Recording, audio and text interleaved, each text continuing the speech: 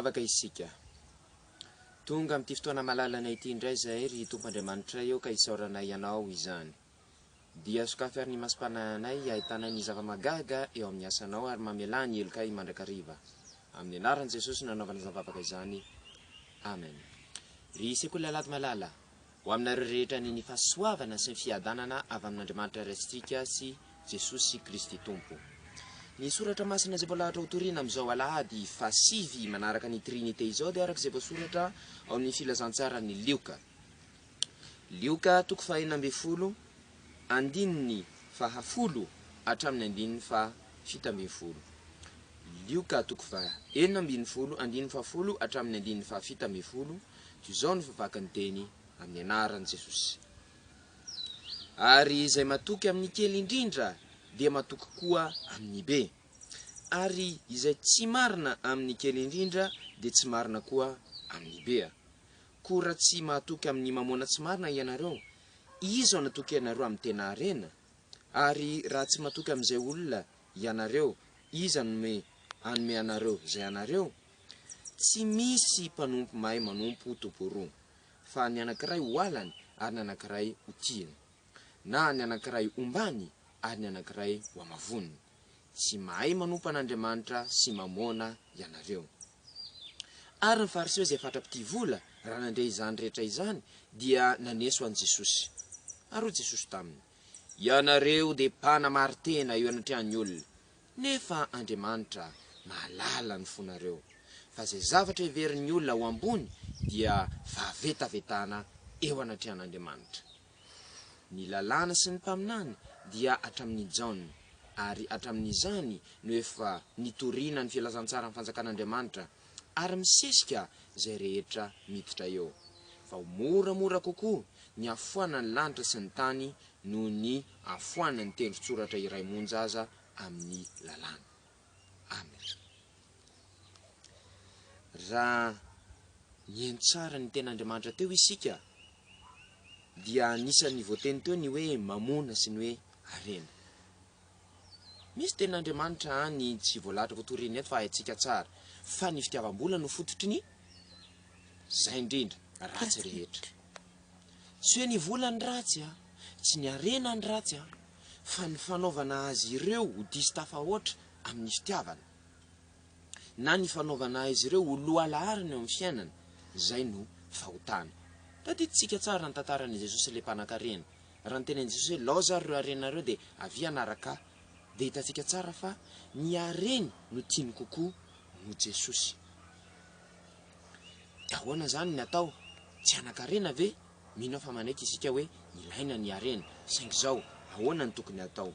Dia le mivakitsika voalohany teo ao amin'le andininy faha 10 teo no makatsika lesona. Ary izay matoky amin'ny kely indrindra dia matoky koa amin'ny be. Mety mahatsikatra isika misy manan-karena miara-mivavaka amintsika ao, saingy tsy andevozony io arena io izy. Inona le hoe tsy andevozony arena io? Mahafoy izy raha misy zavatra atao amin'ny fiangonana. Ohatrany hoe tsy matahotra zany izy hoe sao dia lany le arena io, fa rehefa zavatra fatany ho an'Andriamanitra dia tsy mampanizina azy izany. Ohatran'izay koa amin'ny fiainana andavanandro. Rehefa misy zavatra ataony dia tsy mampanina azy mandany vola satria nahoana fantany hoe avy amin'Andriamanitra io arenan'io dia mahafoy izy. Tahaka an'izay le hoe tsy andevozan'ny arena. Ka raha ohatra ka hoe te-hanana an'izany toe-tsaina zany isika dia ity andininy faha 10 ity no tokony ho tsarovatsika dia izao: mila matoky amin'izay kely ananana isika.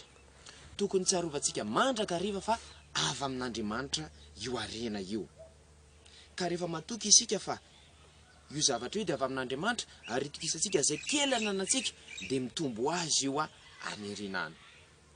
Ohatra, rehefa irahan'ny dada sy neny isika ohatra mividy zavatra indraindray, ohatra ndeha ataontsika hoe mividy mofo dipaina anankiray, ohatra ny mofo dipaina ray any amintsika any 400, zao ary mamedy manjato atsika i dada ohatra na i neny, dia asany vidy mofona 400 isika, ohatra ny efa merina ary 100. Dia zao nataon'ny sasany, inona? Zay mihitsiny ividianana bombo, ividianana mofo gasy anankiray. Dia raha vao hitan'ny ray aman-drenitsika izay dia inona nataony?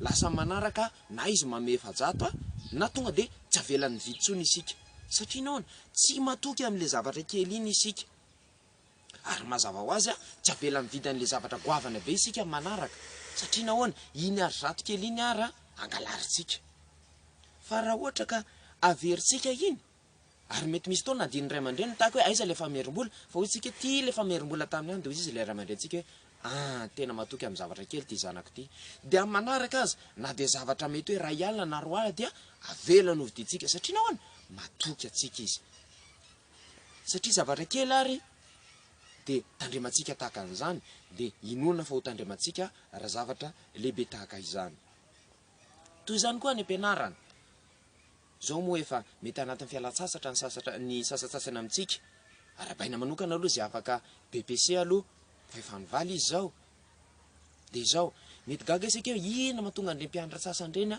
tena mahay any ampianarana ireny de hozy izy tsika hoe manao an'le mianatra tsara ina ary le ianarana tsara ina ary le taran'izay ianarana tsara matematika ve diso ratsay ve diso raha vo anankiray taray tahaka izany ny ianarantsika de azagaga raha mbola tsy mahany isika fa le taranja le tsy tiatsika iny mihitsy le tena mandreraka be mihitsy mianatra azy reny tokony ianarantsika satria zao le tiatsika efa ho ianarantsika foana iny fa le tsy tiatsika reny indrindra reny ny tokony ianarana ireny de rehefa ianarantsika ireny de lasa ianarantsika ho azy ny rehetrarehetra de miakatra ho azy ny fahaizantsika zay le fatokisana amin'ny kely ananana amarana ko azy dia misy tantara marina olazaiko anareo tantarana olona taty aminay izy ty nianatra izy ary de tena manana diplôma be izy de naniry izy ho lasa mpampianatra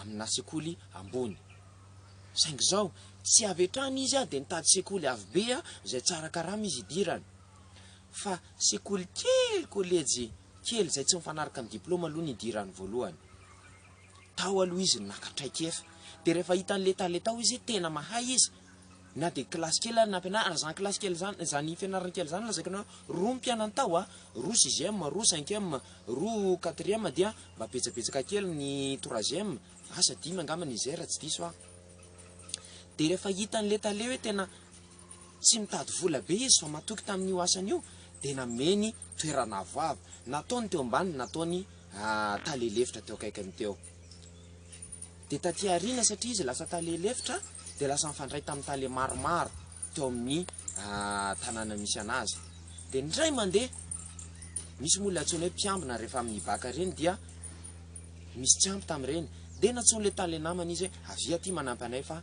tsy ampy izahay zany hoe raha tsy talelefitra izy zany de tsy nafantatry ny tale namana io tamin'izay fotoan'izay de noho ny asa tao amin'io nanao mpiambina baka tao amin'ny toeran'io izy de hitan'le tale an'le sekoly le lycée io izy de gaga izy ary anao to manana diplôma be fa maninona no mampianatra amin'ny sekoly mba tongava manampy anay aty fa zay mila olona de lasa niasa tao izy de zao koa anefa ny tenen'le tale-tsekoly io fa saingy zao ato aminay sekoly mpanjakana io ato aminay mbola tsy tonga de miditra se hoe mpiasa-mpanjakana fa mbola vola kely ny raisiny teo amin'ny 2 alina teo ny raisiny tamin'izay fotoan'izay tena mampijaly zany raha am'izao fotoan'izao hitretinareo mpampianatra any amin'ny lycée mahazo eo amin'ny 2 alina mahery satria mbola tsy mpiasa-mpanjakana tamin'izay fa de nanaiky io olona io hoe aleo izy ony ampianatra ihany ankehitriny de lazaiko anareo lasa mpiasa-mpanjakana io olona io raha avetrany zany izy de nitady tany amin'ny sekoly lehibe de mety sahirana izy fa noho izy le niditra tao amin'ny sekoly kely io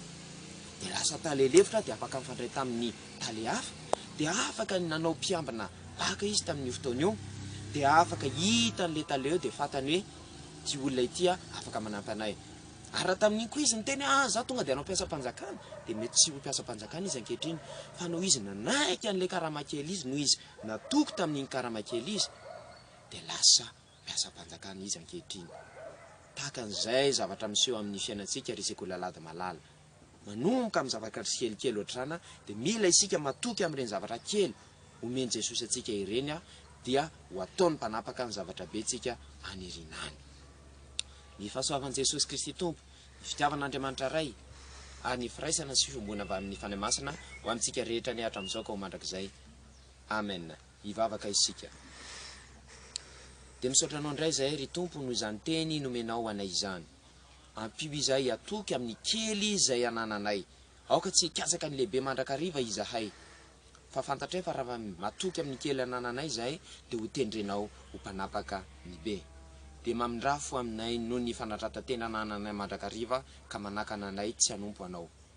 Amin'ny anaran'i Jesosy no anabazavavaka izany. Amen.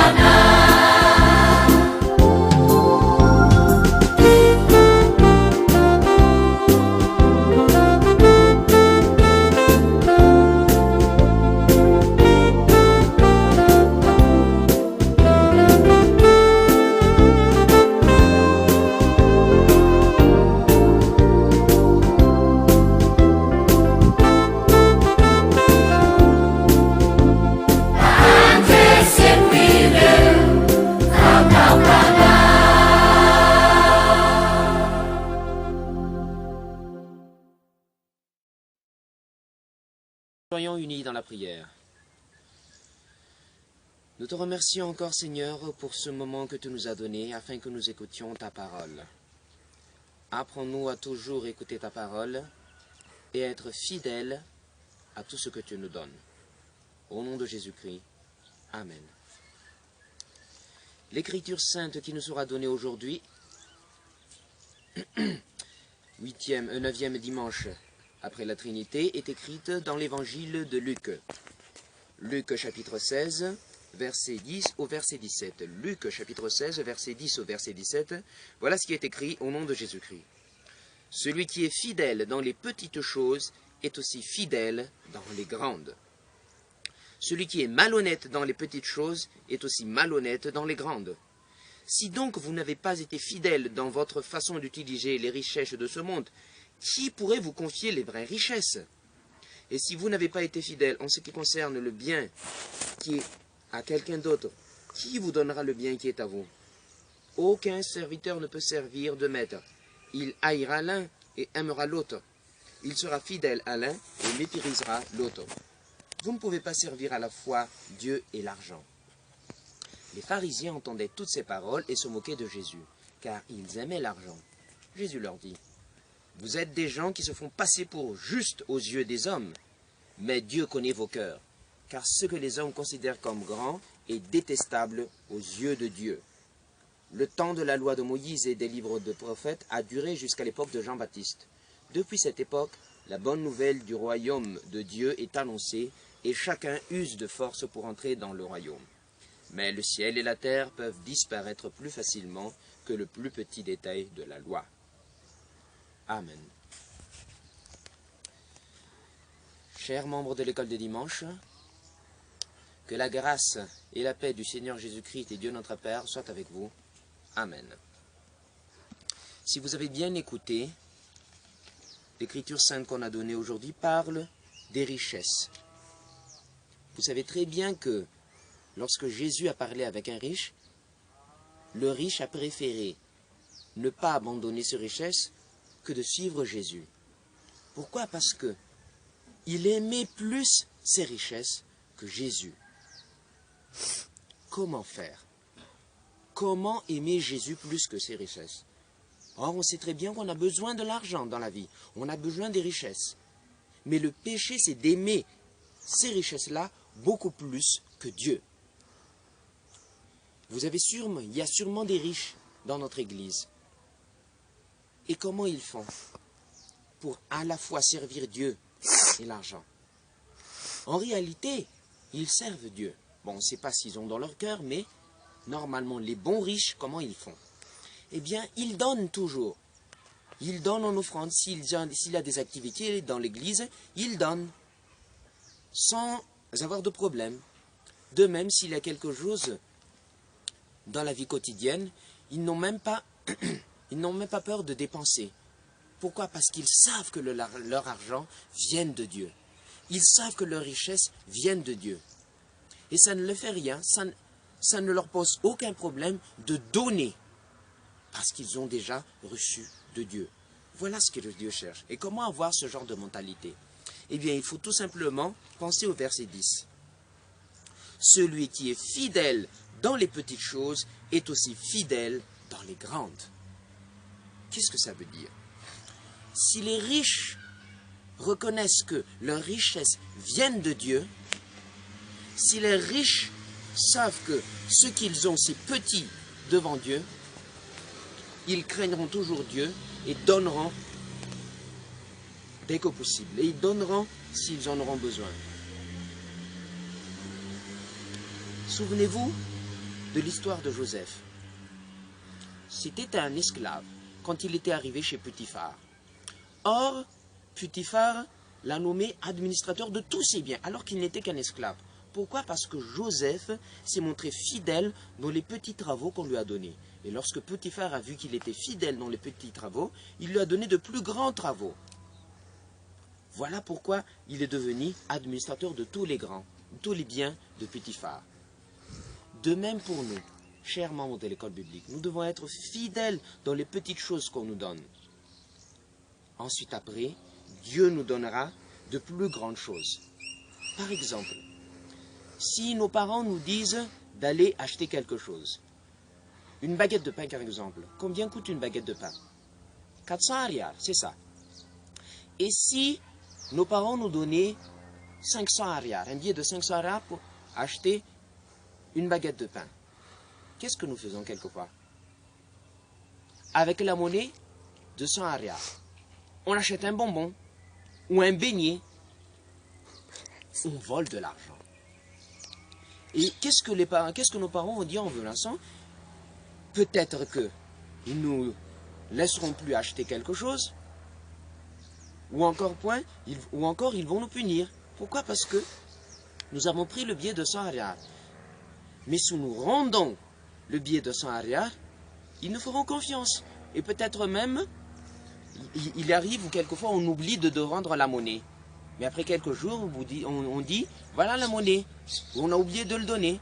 À ce moment-là, nos parents vont dire, ah, mon fils ou ma fille est fidèle. Donc je vais lui confier autre chose. Et ils pourront nous envoyer acheter quelque chose de plus cher, par exemple. Pourquoi? Parce qu'ils ont confiance en nous. Mais si nous ne rendons pas la monnaie, ils n'auront plus confiance en nous, puisque nous ne serons pas fidèles dans des petites choses.